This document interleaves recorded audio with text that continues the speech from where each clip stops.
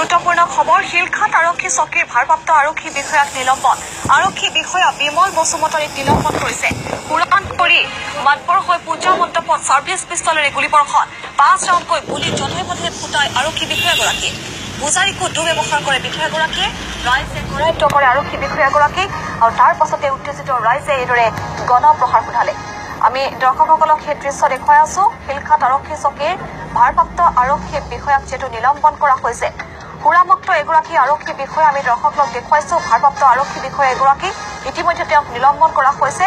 বিমল বসুমতাৰী তেওঁৰ নাম পূজা মণ্ডপত ছাৰ্ভিচ পিষ্টলেৰে গুলীবৰ্ষণ কৰিছে 5 ৰাউণ্ডকৈ গুলী জধে মধে ফুটাই আৰক্ষী বিষয়াগৰাকীয়ে পূজাৰীকো দুৰ্ব্যৱহাৰ কৰাৰ অভিযোগ উত্থাপন কৰিছে বিষয়াগৰাকীৰ বিৰুদ্ধে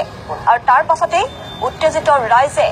গণপ্ৰহাৰ সোধাই আৰক্ষীক চমচাই দিছে